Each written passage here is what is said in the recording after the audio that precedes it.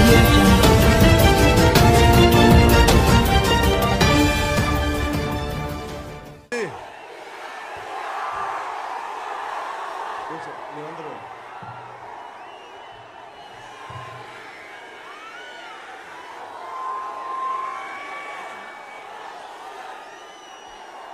ఒక్కసారి ఇంతమందిని చూడగానే నాకు ఒకసారి భయం వేసింది. ఇంతమంది ఉన్నారండి నేను ఊహించలేదు. యలమంచిలో ఇంత ఘన స్వాగతం వస్తుందని నేను ఊహించలేదు.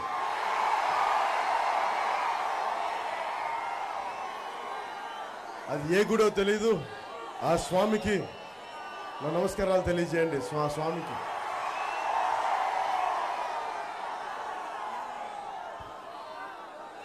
మీ అందరికీ, యలమంచిలి పెద్దలకి, ఆడపడుచులకి, అక్క చెల్లెళ్ళకి, అన్నదమ్ములకి,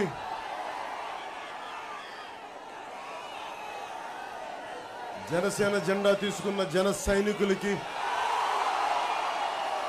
ఉట్టి సైనికులు, వాళ్ళు పిడుగులు లాంటి సైనికులు, అలాంటి సైనికులకి,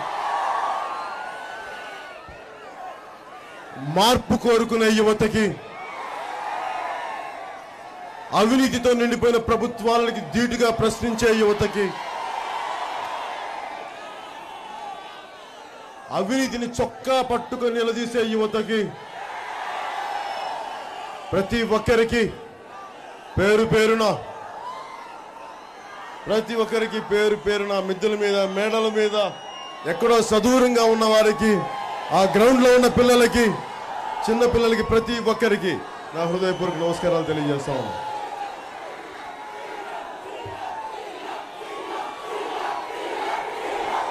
నేను మీకోసమే వచ్చాను. మీ సమస్యల కోసం మాట్లాడడం కోసం వచ్చాను రాజకీయాల్లోకి. ఈ దోపిడీ నిరంతరం జరుగుతున్నప్పుడు దీనిని ఎక్కడో మార్చాలి, ఎక్కడో మాట్లాడాలి. రాంబిల్లి మండలం గురించి మాట్లాడతాను, ఖచ్చితంగా మాట్లాడతాం. దాన్ని అలా పట్టుకోనండి, అలా పట్టుకోండి సరే మాట్లాడతాం. నాకుంది, నా దృష్టిలో సమస్య ఉంది. మీ అందరికీ పర్లేదు, ఫ్లెక్సీ చించేయండి, పర్లేదు. నన్ను చూడటానికి ఫ్లెక్సీ చించేయండి, ఏం ప్రాబ్లం లేదు, చించేయండి. ప్రతి ఒక్కరికి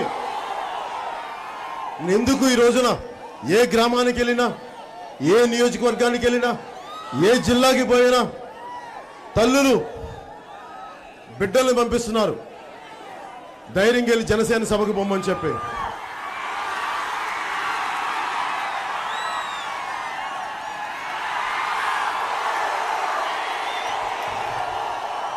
మీ చెమట ఉన్నది, దీనికి మించిన విలువ ఉందే ఉంది. మీ కష్టం ఉన్నది. మనకి పట్టులు అవసరం లేదు, మనకు చిన్నపాటి కాశీ టవల్ చాలు. అదే మన విప్లవానికి సూచన, అదే మన మార్పుకి సూచన. నేను చాలా చిన్నతనం నుంచి సమాజానికి పనిచేద్దాం అనుకున్నాను. సినిమా నటుడు అవ్వాలనుకోలేదు ఎప్పుడు. కానీ కాలం, భగవంతుడి తాలూకు ఆశీస్సులు ముందు సినిమా నటుడిని చేసినాయి, మీ ప్రేమనిచ్చినాయి. కానీ మీరు ఇంత ప్రేమించాక నేను కూడా సినిమాలు చేస్తూ ఉండిపోవచ్చు, అందరి ప్రేమాభిమానాలు చూస్తూ ఇంకోలా చూడొచ్చు. కానీ నాకు అనిపిస్తూ ఉంటుంది, సినిమాల్లో 2.5 గంటల్లో కష్టాలు చూపించవచ్చు, ఎదుర్కోవడాలు చూపించవచ్చు, విలన్ల మీద ఫైట్ చేయొచ్చు, మార్చచ్చు, సమస్యలకు పరిష్కారం చేయొచ్చు. కానీ నిజ జీవితం చాలా కష్టమైంది. ఒక పట్టాన సమస్యలు తీరం, చాలా కష్టాలు ఉంటాయి. ఎక్కడికి వెళ్ళినా నాకు అనిపించేది, నేను సినిమాల్లో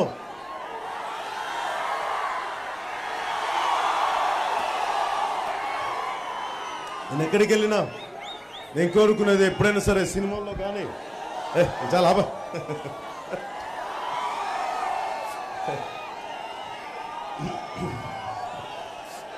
ఎక్కడికి వెళ్ళినా నేను కోరుకునేది కూడా సినిమాల్లో, నేను ఎప్పుడు మిమ్మల్ని ఎప్పుడన్నా రెచ్చగొట్టానా? ఇన్ని సంవత్సరాల్లో మిమ్మల్ని ఎప్పుడన్నా రెచ్చగొట్టానా? ఏదో నాకు తోచిన ఒక మంచి మాట చెప్పడానికి ప్రయత్నం చేశాను సినిమాలో, అవునా కాదా? దానికి కారణం కూడా నేను చిన్నప్పటి నుంచి ఎవరైనా చెప్తే, ఒక మంచి మాట చెప్తే వాళ్ళు వెంట వెళ్తామని ఆశించేవాడిని. పుస్తకాల్లో మంచి మాటలు కనిపించినాయి, కానీ నిజ జీవితంలో వెళ్ళటానికి నాకు అందుబాటులో ఎవరు ఉండేవాళ్ళు కాదు. అందుకని నాకు అనిపించిన సినిమాల్లో ఒక మంచి పాట చెప్దాం. ఈ రోజున ఏ మూలకెళ్ళినా ఒక జాతీయ జెండా జనసైనికుడు పట్టుకొని తిరుగుతాడు.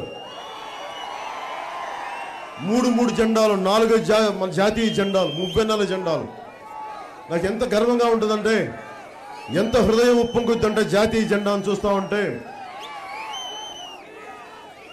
అంటే ఇంకెక్కడా కూడా మన దేశభక్తిని ప్రదర్శించడానికి, మనందరం ఒక జాతి అని చెప్పడానికి, మన కులాలు లేవు, మతాలు లేవు, ప్రాంతాలు లేవు, ఒక దేశభక్తి, మేము దేశం కిందమని, సార్వభౌమత్వం కిందమని చెప్పడానికి ఆ దేశ జెండాని, మన దేశ జెండాని ప్రతి జన సైనికుడు, ప్రతి యువకుడు, ప్రతి యువత పట్టుకొని తిరుగుతూ ఉంటే నాకు అనిపిస్తుంది ఇంతకు మించి ఇంకే కావాలి జీవితానికి అని చెప్తుంది.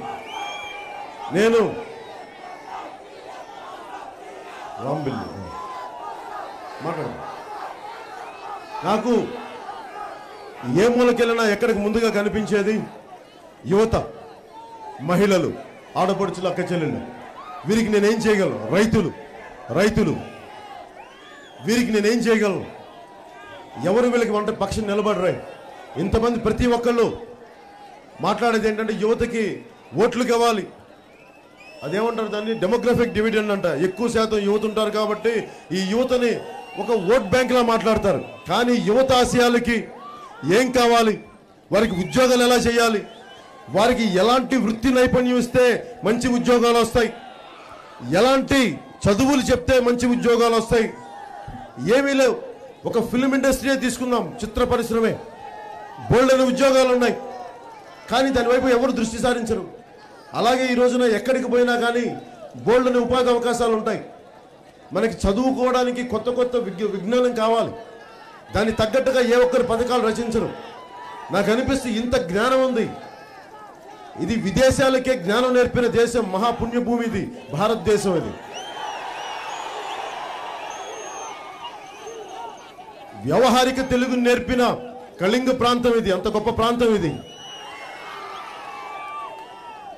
అలాంటి చోట ఇందాకే మాట్లాడుతున్నాను, పాయికిరావుపేటలో గురజాడ పుట్టిన ప్రాంతం, అక్కడ కనీసం గురజాడ పుట్టిన ప్రాంతం ఇది, కానీ అక్కడ ఆయన పుట్టిన రాయవరంలో కనీసం జూనియర్ కాలేజీ కూడా లేదు. అది మన దుస్థితి. అంటే ఎవరికి ఒక ఇల్లీగల్ క్వారీని సొంతం చేసుకునేంత ఇంట్రెస్ట్గా, ఒక ఇల్లీగల్ క్వారీ చేత, ఉదాహరణకి మన ఎమ్మెల్యే గారే ఉన్నారు, ఒక ఇల్లీగల్ క్వారీ పెట్టుకొని రోజుకి 6 లక్షలు వచ్చినంత దాని మీద చూపించినంత శ్రద్ధ ఒక యువతకి ఉపాధి అవకాశాలు కల్పించాలి అన్న దృష్టి ఉండదు. వారికి ఇల్లీగల్ క్వారీ ద్వారా ఒక 6 లక్షలు ఇస్తే చాలు, పర్లా వదిలేద్దాం, యువతని గాలికి వదిలేద్దాం. అది సమస్య.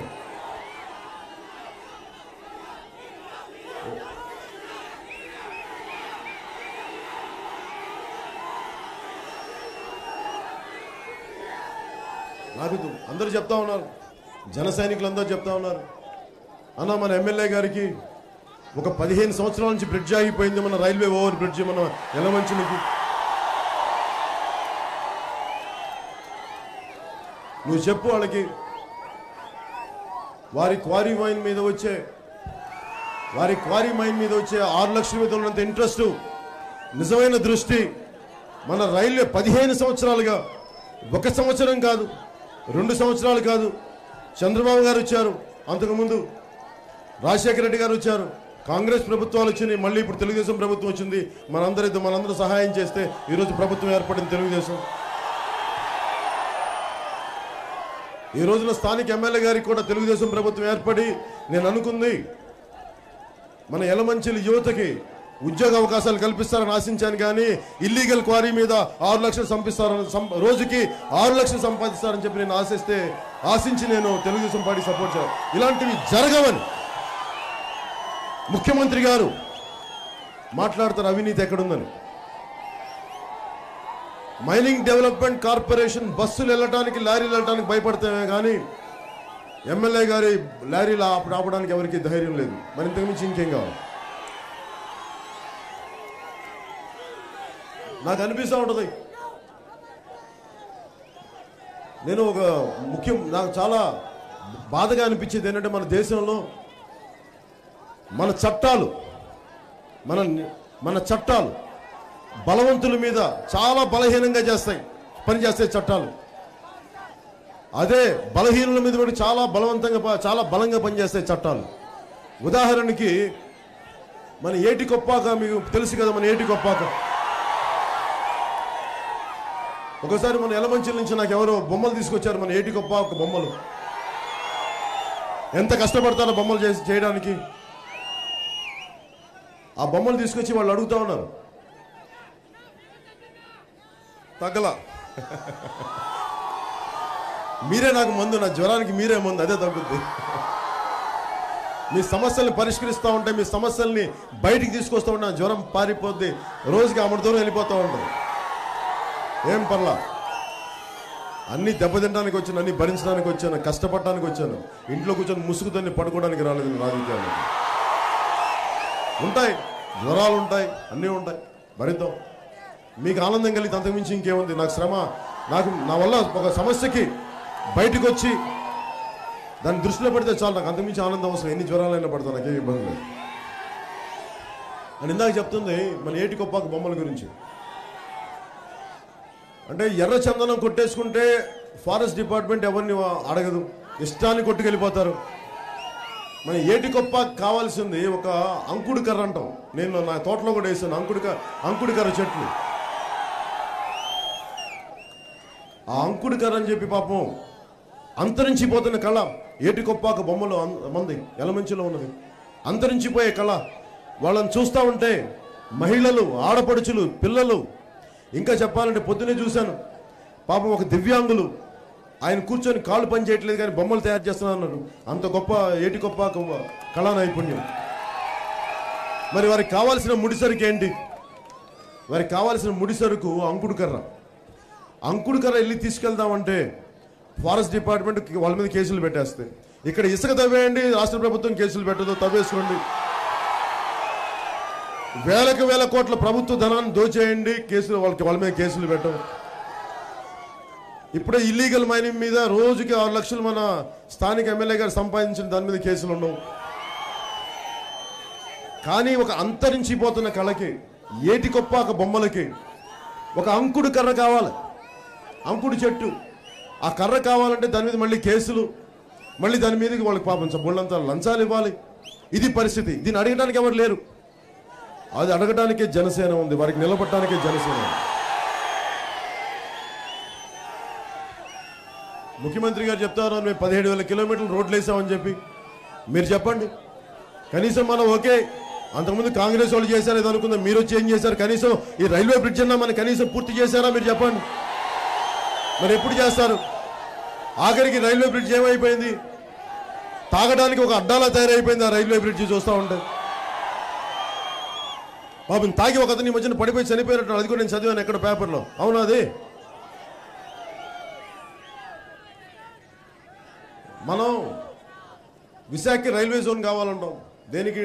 చాలా ఉద్యోగాలు వస్తాయి, బోల్డంతా ఎగుమతులు, ఆదాయం వస్తాయి.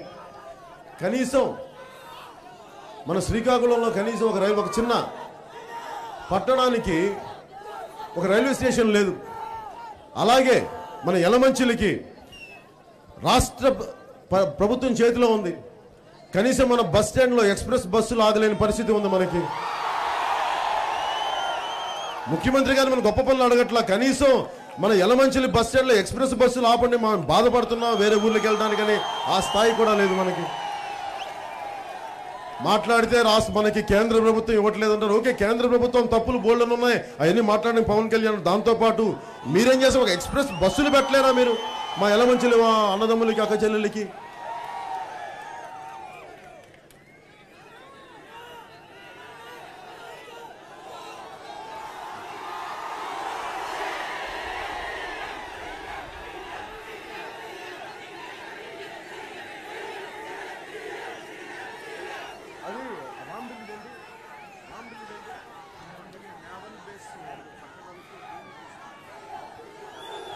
ఇందాక మీరు రాంబిల్లి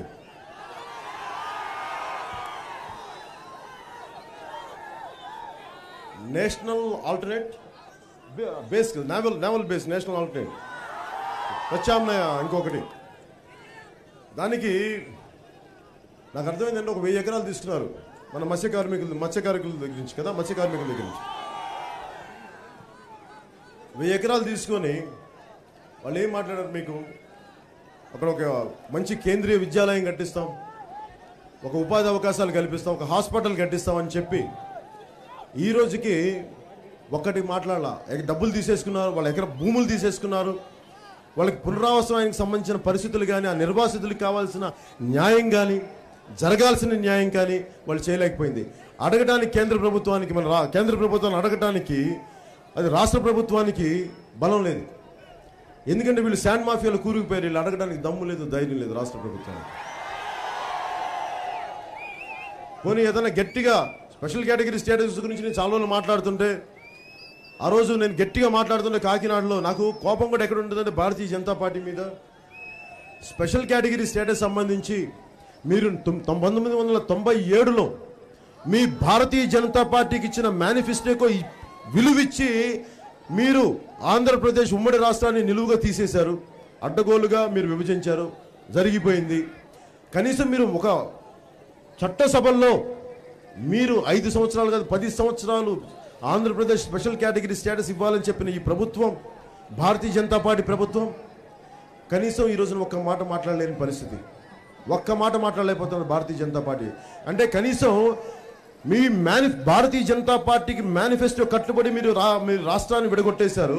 కనీసం మీరు భారత రాజ్యాంగానికి కట్టుబడి, చట్టసభలకు కట్టుబడి కనీసం గౌరవం లేకుండా ఈ రోజుకి మాకు special category status ఇవ్వలేకపోయింది Bharatiya Janata party ప్రభుత్వం.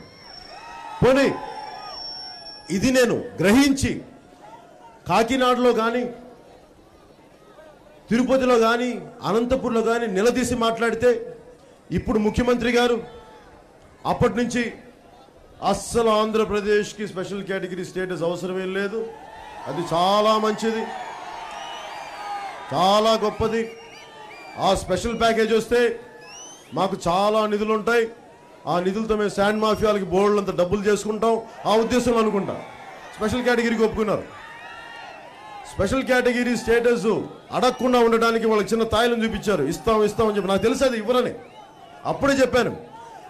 వాళ్ళు అనౌన్స్ చేసిన స్పెషల్ కేటగిరీ స్టేటస్కి చట్టబద్ధత లేదని చెప్పి, ఎందుకంటే వాళ్ళు క్యాబినెట్లో ఒప్పుకోలేదు. నేను ఢిల్లీ స్థాయికి వెళ్ళి అక్కడ ఎక్స్ ఫైనాన్స్ సెక్రటరీతో మాట్లాడి తెచ్చిన ఇన్ఫర్మేషన్ అది మీకు కంటి తుడుపు చర్యలు తప్పని, వాస్తవానికి వాళ్ళు ఏం చేయరు, మీకు ఇవ్వాల్సిన డబ్బుల్నే మళ్ళీ స్పెషల్ కేటగిరీ స్పెషల్ ప్యాకేజ్ అని చెప్తున్నారు తప్ప వాళ్ళు ఇవ్వట్లేదంటే ఆ రోజున ముఖ్యమంత్రి గారు భారతీయ జనతా పార్టీ నాయకుల్ని మెడాల మీద ఎక్కించుకొని, భుజాల మీద ఎక్కించుకొని మొత్తం అమరావతి వీధుల్లో ఊరేగింపు, ఏనుగు అంబారీల మీద ఊరేగింపు చేసుకుంటాము. ఈరోజు ఏదన్నా నేను మాట్లాడుతుంటే పవన్ కళ్యాణ్ భారతీయ జనతా పార్టీకి చెప్పిన స్క్రిప్ట్ చదువుతున్నాడు. నేను అలాగ డొంక తిరుగుడు ఎవ్వరో డొంక తిరుగుడు మాట్లాడు, ఒకటే మాట మాట్లాడతాను, ఒకటే మాట, మంచి చెడు ఒకటే మాట్లాడతాను. దానివల్ల నాకు ఓట్లు రావచ్చు రాకపోవచ్చు, కానీ మార్పు అయితే ఖచ్చితంగా వస్తుంది, అంతవరకు చెప్పగలను. నాకు ఓట్లు భయాలు లేవు, మా ఎమ్మెల్యేలు భయాలు లేవు. మాకు కావాల్సిందల్లా మా యువతకి, మా యలమంచిలి యువతకి ఉద్యోగాలు కావాలి, మా యలమంచిలి యువతకి మంచి చదువులు కావాలి, దానికి చక్కటి వృత్తి కళాశాలలు కావాలి. ఆడపడుచులకి ఇందాక చెప్తాను నిరుద్యోగ వృత్తి మళ్ళీ ఆడపిల్లలకి లేదంట, ఓన్లీ అబ్బాయిలకి అంట. మళ్ళీ ఆడపిల్లలు ఏం చేశారు మరి ముఖ్యమంత్రి గారికి, అది అర్థం కాదు. అలాగే ఇందాక నేను వెళ్ళి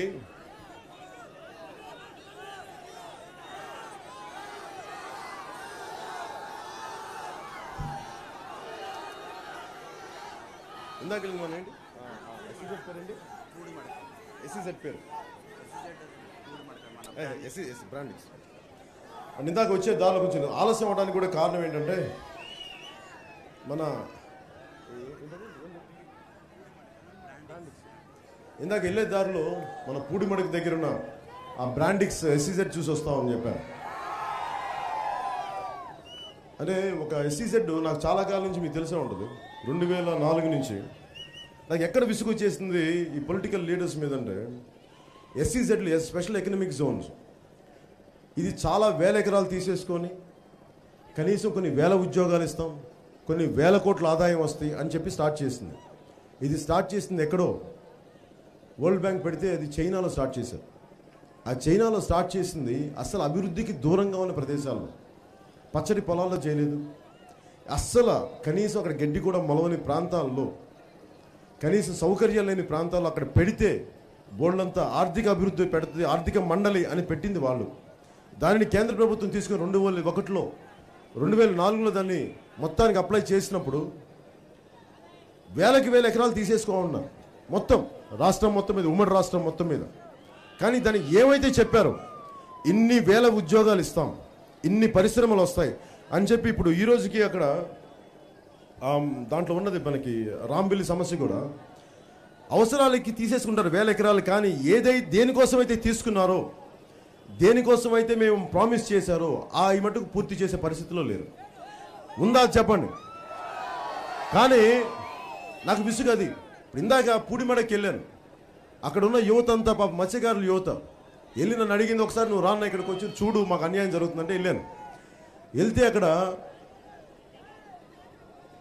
బ్రాండింగ్స్ SEZ స్టార్ట్ చేసినప్పుడు వాళ్ళు చెప్పింది 60,000 ఉద్యోగాలు వస్తాయి. 60,000 ఉద్యోగాలు, ఒకటి కాదు రెండు కాదు, 60,000 ఉద్యోగాలు.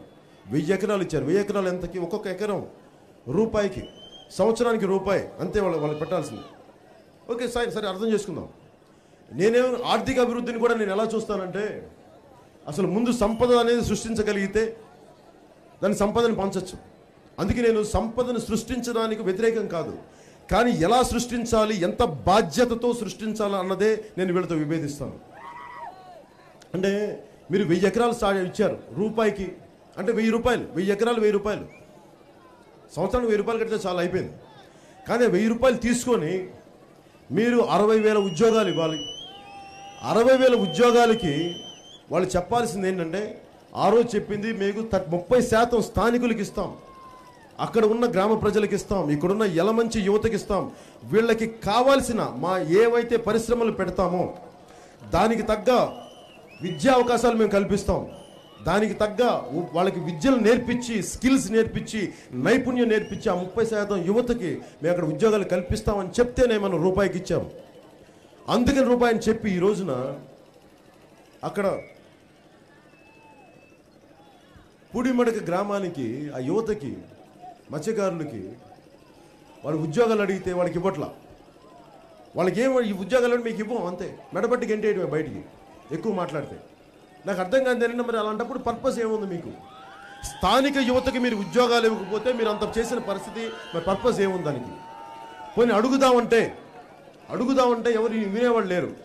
పోనీ ఆ పరిశ్రమలు నిజంగా పద్ధతిగా ఉన్నాయా అంటే వాళ్ళు ఇందాక చూశాను, వాళ్ళ జరిగే కాలుష్యం అంతా తీసుకెళ్ళి ఆ కాలువల్లో వదిలేసి అక్కడి నుంచి పెద్ద 2 కిలోమీటర్ల పైప్ లైన్ వేసి సముద్రంలో వదిలేస్తున్నారు.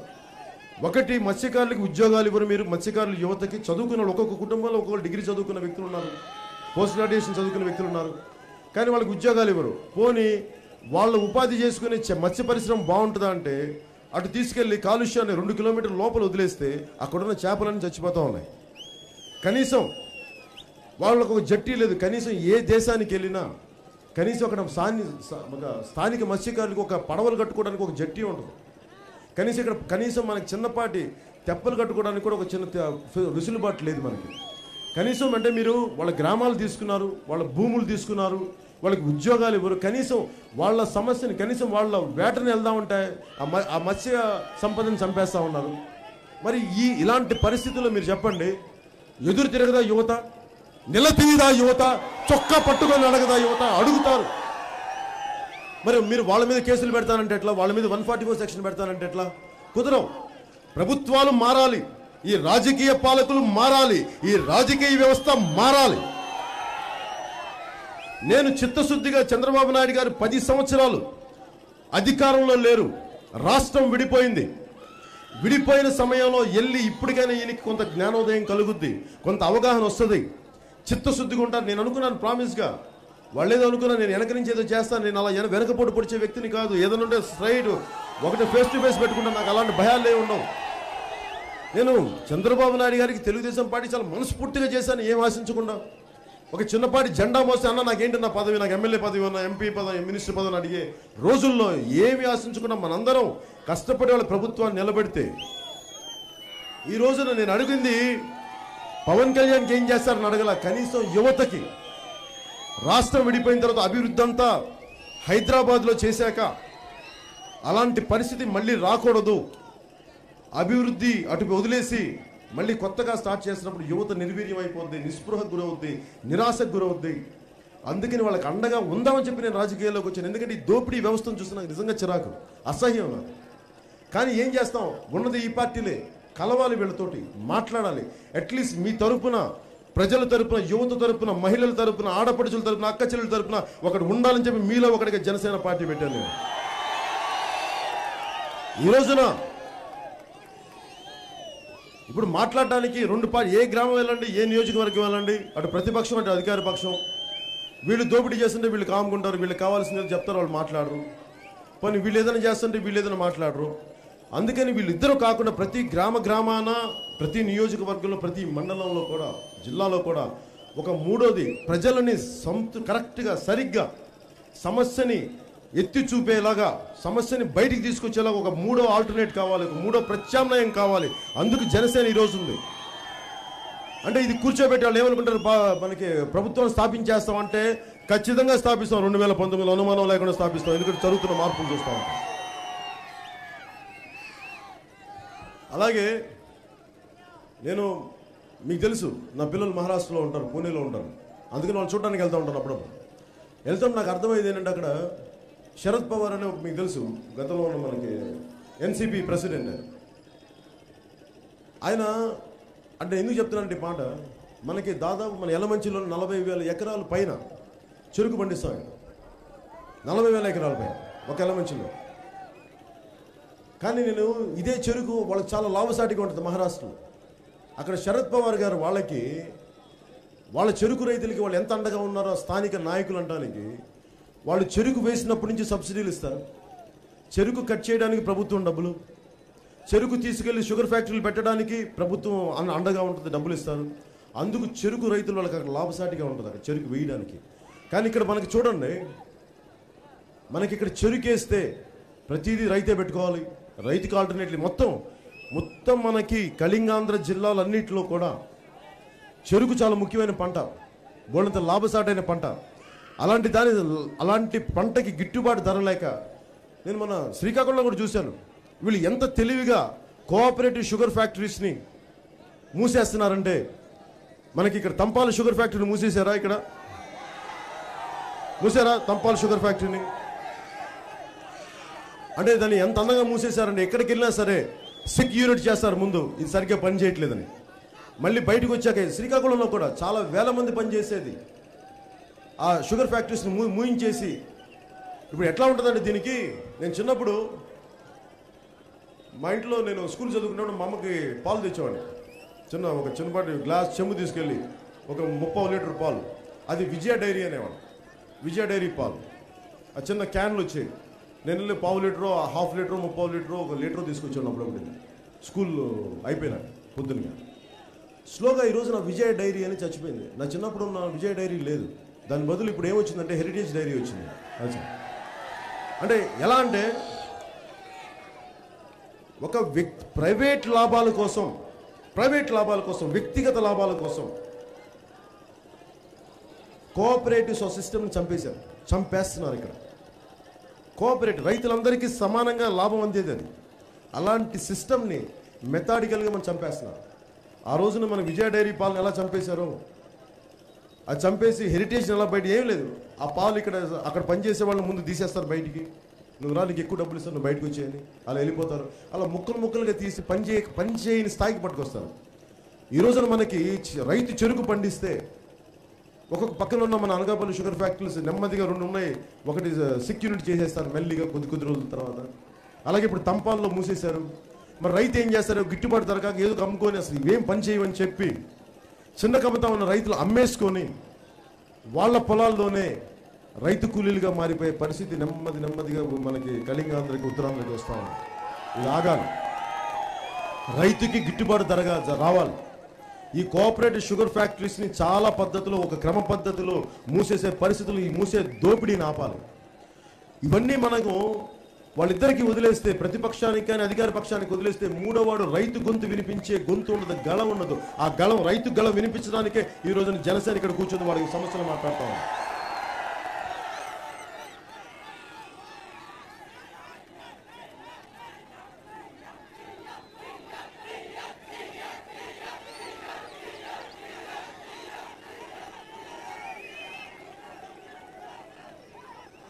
ఇంకేమన్నా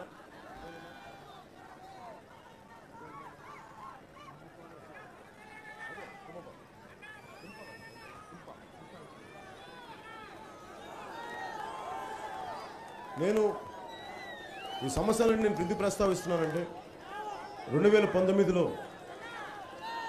మీరు ప్రతిసారి నేను ఒక ఆల్టర్నేట్ పొలిటికల్ ప్రాసెస్కి వచ్చాను ఇక్కడికి.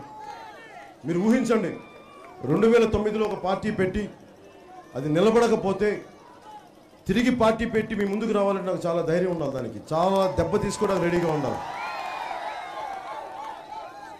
నేను నిజంగా సినిమాలు చేసుకుంటే, మనం చెప్పాను ఈ మధ్యన ఒక 25 కోట్లు ట్యాక్స్ కట్టాను, ఇన్కమ్ ట్యాక్స్ కట్టిన వాడిని. అవన్నీ వదులుకొని ఎందుకు వచ్చానంటే, నాకు నిజంగా ప్రజా సమస్యల గురించి ఎవరో ఒకరు మాట్లాడాలి, సమస్యలను ప్రస్తావించేవాడు ఒకటి కావాలి.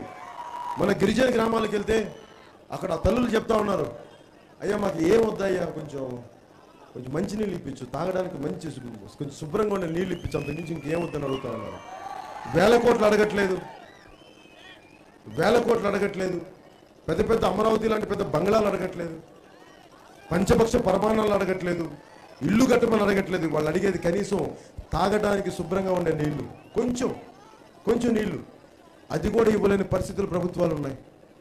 ఏదైనా మాట్లాడదామంటే కూర్చోబెట్టి ఎక్కడికి వెళ్ళినా సరే, ఏ మూలకి వెళ్ళినా సరే జన సైనికులు బెదిరిస్తూ ఉన్నారు. ఏదైనా సమస్యలు తీసుకొస్తుంటే ప్రతి మారుమూల, ఏరా మీరందరూ తిరుగుతున్నారంటే కదా, మిమ్మల్ని అందరూ వేసి మాతో సెల్లో దోస్తామని చెప్తా ఉన్నారు, కేసులు పెడతామని చెప్తున్నారు. నేను మన టెక్కల్లో కూడా చెప్పాను, మీరు ఇలాంటి బెదిరింపులు చేసే కొద్దీ యువత మరింత బిగుసుకుపోయి తిరుగుబాటు తత్వం వస్తే తప్ప అస్సలు భయపడే సమస్య ఉంది.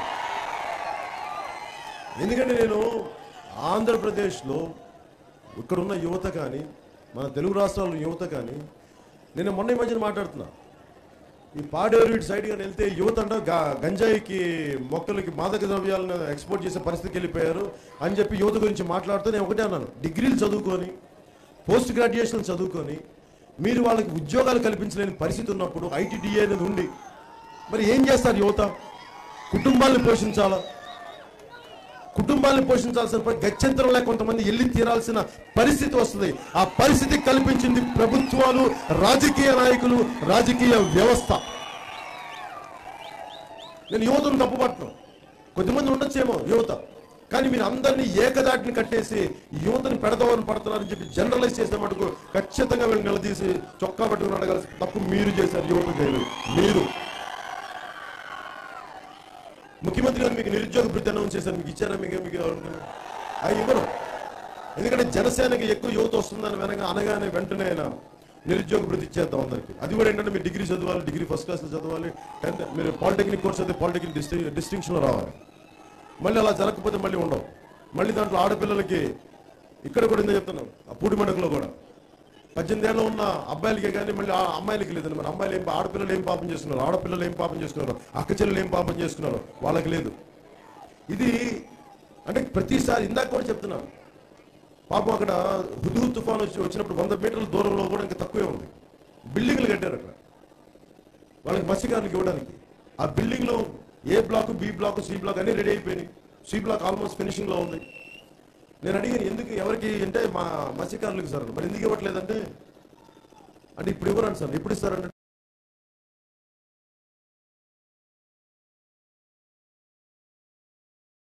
ఇప్పుడు ఎవరన్నది వాళ్ళకి ఓట్లేసి వాళ్ళకి మెజారిటీ వస్తే అప్పుడు ఇస్తారని, లేదంటే అలాగే మరుగును పెట్టేసి లాకులు చేసి ఉంటాయి. కానీ అంటే ప్రభుత్వాలు చూడండి ఎంత నీచంగా, ఎంత దగుల్బాజీతనంగా, ఎంత బ్లాక్మెయిలింగ్గా, ఎంత నీచంగా దిగజారిపోయే ప్రభుత్వాలు ఉన్నాయి చూడండి. అది తెలుగుదేశం ప్రభుత్వం ఏదైనా కానీ నాకు ఈ దగుల్బాజీతనాన్ని అరికట్టాల్సిన అవసరం మనందరికీ, మీ అందరి మీద బాధ్యత ఉంది. అలాగే ముఖ్యమంత్రి గారు చెప్తారు మేము అన్నీ ఇస్తున్నామని చెప్పి, ఆ కుర్రోళ్ళు చెప్తున్నారు అన్న మాకు బీసీ కార్పొరేషన్కి వెళ్తే లోన్స్ రావట్లేదని. ఎందుకు రావట్లేదంటే వాళ్ళు ఒకటే చెప్తున్నారంట, నువ్వు తెలుగుదేశం పార్టీ జెండా పట్టుకో అది చెప్తున్నాడు ఆ కుర్రాడు. నేను తెలుగుదేశం పార్టీ జెండా ఎందుకు పట్టుకోవాలి, నేను బీసీ అన్నా, నాకు ఇవ్వాలి, నాకు అర్హత ఉన్నప్పుడు నాకు ఆ లోన్ ఇవ్వాలి. ఆ లోన్ ఇవ్వరు, ఎందుకంటే మళ్ళీ జన్మభూమి కమిటీ సిఫార్సు చేయాలంటే, జన్మభూమి కమిటీ 4 సిఫార్సు చేస్తే అప్పుడు ఇస్తారండి. ఈ జన్మభూమి కమిటీలు అనేది ఒక దగుల్బాజీ కమిటీలా తయారైంది తప్ప, ఈ జన్మభూమి కమిటీలా దోపిడీ చేసే కమిటీలు నాకు అర్థం కావట్లేదు. ప్రజలు మభ్యపెట్టే కమిటీలు అండి. ముఖ్యమంత్రి గారు చెప్తున్నా, మీరు జన్మభూమి కమిటీలు అని చెప్పి మీరు చంబల్ వ్యాలీ బందిపోట్ల చేశారు మీ జన్మభూమి కమిటీలను. మీరు ప్రజలు ఈ జన్మభూమి కమిటీలు దోపిడీ చేస్తే ప్రతి చోట యువత శ్రీకాకుళం నుంచి ఇక్కడ దాకా చూస్తున్న తరిమి కొడతారు. మీరు పిచ్చి వేషాలు వేస్తే ఒక్కొక్కళ్ళు ఈ జన్మభూమి కమిటీల మెంబర్స్ చెప్తున్నాను. విద్యార్థులకి యువతకి అంత కోపం ఉంది. ఆడపడుచులకి చొక్కా తీసుకొని కారం కొట్టాలంత కోపం చూశాను మహిళల్లో నేను, జన్మభూమి కమిటీలు చేసే దోపిడీల వల్ల, అరాచకం వల్ల. మీరు ఇక్కడ ఉన్నది పంచాయతీరాజ్ వ్యవస్థ ఉంది, రాజ్యాంగం ఇచ్చింది, దాన్ని పక్కన పెట్టి ఓట్లు వేసుకొని మెజారిటీ వచ్చిన తర్వాత అది మీకు సర్పంచ్ అయ్యాడా, ఒక చైర్మన్, మున్సిపల్ చైర్మన్ అయ్యాడా, అవన్నీ వదిలేసి వాళ్ళ అధికారాలు వదిలేసి ఒక 4 జన్మభూమి కమిటీలు ఏంటండి ఇవి? వాళ్ళ సంతకాలు పెట్టాలా? వాళ్ళ సంతకాలు పెడితే కానీ మీ నిధులు ఇవ్వరా? ఇది ఎవడబ్బ సొమ్మండి? ఇది మీ అబ్బ సొమ్మ? ఇది ఏం మాట్లాడుతున్నారు మీరు? ఏం చేస్తున్నారు ఇక్కడ? జన్మభూమి కమిటీలు ఎవరు? తిరుగుబాట్లు ఎందుకు వస్తాయి, విప్లవాలు ఎందుకు వస్తాయంటే ఇలా దోపిడీలు చేస్తేనే తరిమి కొట్టే రోజులు దగ్గరలో ఉంటాయి. అందరికీ ఇలాగే దోపిడీలు చేస్తూ ఉంటాయి. ఆగాలి, మీరు ఆలోచించాలి. ఇట్లాగే చేసి కదా మీరు తెలంగాణని తరిమి కొట్టుకుంది తెలుగుదేశం పార్టీ. సిగ్గుండాలి మీకు, ఆలోచించాలి. నేను నిజంగా ముఖ్యమంత్రి గారిని చాలా ఆశించాను. 10 సంవత్సరాలు పాలనలో లేరు, అనుభవం ఉన్న వ్యక్తి. అంతకుముందు రామారావు గారికి వెన్నుపోటు పొడిచారు, ఓకే, నేను వదిలేశాను ఆ సంగతి, నాకు తెలీదా? ఈ రోజున మాట్లాడితే ఎన్టీఆర్ సుజలా స్రవంతి అంటారు. నీళ్లు రావట్లేదు అక్కడ సుజలా స్రవంతిలో. ఎందుకు వస్తాయి? ఎన్టీ రామారావు గారి మీద గౌరవం ఉంటే సుజలా స్రవంతిలో నీళ్లు వస్తాయి, గౌరవం లేనప్పుడు నీళ్లు రావు. పథకాలు గుండెల్లో వచ్చి రావు, చిత్తశుద్ధిగా ఉండవు, అందుకే నీళ్లు రావు. నాకు అర్థం కాదు. మాట్లాడితే వీళ్ళు కూర్చోబెట్టి మనకి ఇన్ని సమస్యలు ఉన్నాయి యలమంచిలో కానీ, మనం ఎక్కడైనా ఒక బ్రిడ్జి చేయడానికి ఎన్ని కోట్లు పడతాయి? 2000 కోట్లేమో అక్కడ కూర్చోబెట్టి పుష్కరాల మీద వేస్తారు. పుష్కరాల్లో అదృష్టం, పుణ్యంతో పాటు స్వార్థం కూడా కలిసి వచ్చింది వాళ్ళకి. పుష్కరాలు 2000 కోట్లు ఖర్చు పెట్టారు. రేపు పొద్దున రాజమండ్రిలో చూస్తాను, పుష్కరాల్లో ఎన్ని గట్లు ఉన్నాయి, ఎన్ని గట్లు తెగిపోయినాయి, ఎన్ని గట్లు చేశాను చూస్తాను. ఇది పర్యటనలో వెళ్ళి చూస్తాను. నాకు అర్థం కాదు. మాట్లాడితే ఈ రోజున మనిషి బతికున్నప్పుడు విలువ ఇవ్వలేనప్పుడు, మనిషి పుష్కరాలు మాకు చాలా విలువైనది. ఈ మధ్య నా మీద కామెంట్ చేశారు తెలుగుదేశం నాయకులను అడుగుతా ఉన్నా, మనిషి బతికున్నప్పుడు మీరు విలువ ఇవ్వరు. ఉదాహరణకి ఎన్టీ రామారావు గారిని తీసుకుందాం. ఈ రోజు మీరు ఫోటోలు పెడతా ఉన్నారు ఎన్టీ రామారావు గారి. ఆయన బతికున్నప్పుడు ఎప్పుడు ఏ రోజు విలువ ఇవ్వలేదు ఆయనకి. పాప ఆయన కూర్చోబెట్టి కనీసం నా పార్టీ జెండా అంటే అది కూడా ఇవ్వలేదు మీరు. ఇవన్నీ నాకు తెలుసు. అంటే మీరు బతికున్నప్పుడు మనిషికి విలువ ఇవ్వని కాడికి మీకు పితృదేవతల మీద మీకేం విలువ ఉంటుంది? ఈరోజు మీరు పుష్కరాలను మాట్లాడతారు. బతికున్నప్పుడు పెట్టని అన్నాన్ని చచ్చిపోయాక పిండం పెడితే సరిపోద్దా? ఆ బాధ తగ్గుద్దా? ఆ వేదన తగ్గుద్దా? మనిషిది ఆత్మ ఘోషించదా? తెలుగుదేశం పార్టీ పతనానికి ఏంటంటే ఎవరైతే సహాయం చేశారో పవన్ కళ్యాణ్ కానీ, జన సైనికులు కానీ, జనసేన కానీ, వాళ్ళని బెదిరిస్తారంటండి మీరు, వాళ్ళని దెబ్బతీయాలంటారు. ఇదే మీ బుద్ధి ఎప్పుడు మారుద్ది? ఓకే, ఎన్టీ రామారావు గారు చేశారు, అర్థం చేసుకున్నాం. ఇంకొకరు చేశారు, అర్థం చేసుకున్నాం. కొత్త రాష్ట్రం, కనీసం కొత్తగా ఆలోచించలేని పరిస్థితి, మార్పు ఇప్పటికీ రాలేదంటే ఇంకా తెలుగుదేశం పార్టీకి ఎప్పటికీ మార్పు రాదు ఇంకా. అందుకు నవతరం రావాలి, కొత్త తరం రావాలి, యువతరం రావాలి, ఆడపడుచుల దీవెనతో ముందుకు పోవాలి. 2019లో కొత్త ప్రభుత్వం స్థాపించాలి, జనసేన ప్రభుత్వం అవ్వాలి. అలాగే నేను మిమ్మల్ని కూడా కోరుకునేది ఏంటంటే, నాకు ఇబ్బందులు ఉన్నాయి, అన్నిటికీ తెగించి వచ్చాను రాజకీయాల్లోకి. మీ సమస్యలని ఒక రోజులో తీర్చే వ్యక్తిని కాదు, కానీ చాలా చిత్తశుద్ధిగా చేస్తాను. మీరు నాకు అండగా ఉండండి. మీరు ఎందుకు వచ్చాను? ప్రతి సమస్యను ముందుకు తీసుకెళ్ళడానికి వచ్చాను. నేను కోరుకుంటున్న కూడా మీరు ప్రతి గ్రామానికి వెళ్ళండి, జనసేన సిద్ధాంతాలు తెలపండి. మీరు ఒక్కళ్ళు కూర్చొని నన్ను సీఎం అను నాకు నినాదాలు పెడితే అవ్వదు. మీరు ప్రతి గ్రామానికి వెళ్ళండి, ప్రతి గ్రామానికి వెళ్ళండి, సమస్యలు తెలుసుకోండి, సమస్యలు అవసరమైతే నిలతీయండి. ఒక్కళ్ళు కాదు, 100 మందికి వెళ్ళండి.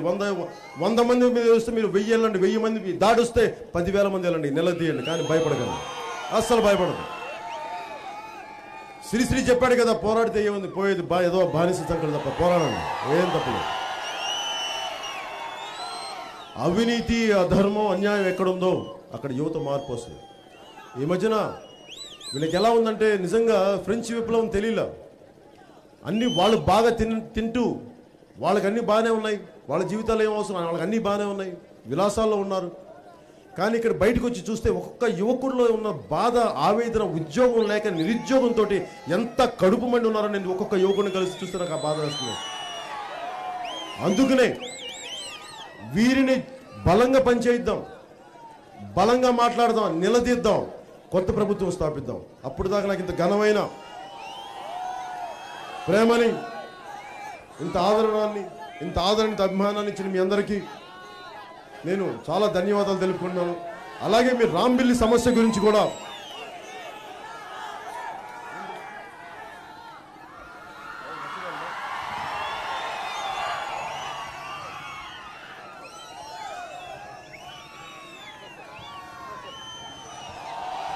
మత్స్యకారులకి, సోదరులకి ముందేం చేద్దామంటే ఈ వలలో తెలుగుదేశం చేపలు పట్టుకుని బయట వేసేద్దాం, ఎండగట్టేద్దాం. ఈ అవినీతి చేపలు ఉన్నాయి తెలుగుదేశం, మంచి వల వేసి వీటన్నింటినీ పట్టుకొని ఎండగట్టేసి ఉప్పు చేపలు ఎండబెడతాడు.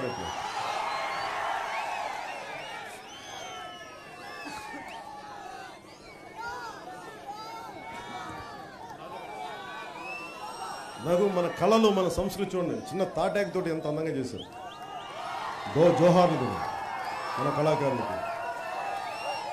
సో మీ అందరికీ ఎంత ప్రేమనిచ్చిన, ఎంత ఆదరణని, ఇంత ఘన స్వాగతాన్ని పలికి మీ అందరికీ నా ప్రత్యేక కృతజ్ఞతలు తెలుపుకుంటూ, ఎంత సహనంతో మేడల నుంచి అన్ని మూలల నుంచి ప్రతి ఒక్కరికి నా ధన్యవాదాలు తెలుపుకుంటూ సెలవు తీసుకున్నాను. జై హింద్.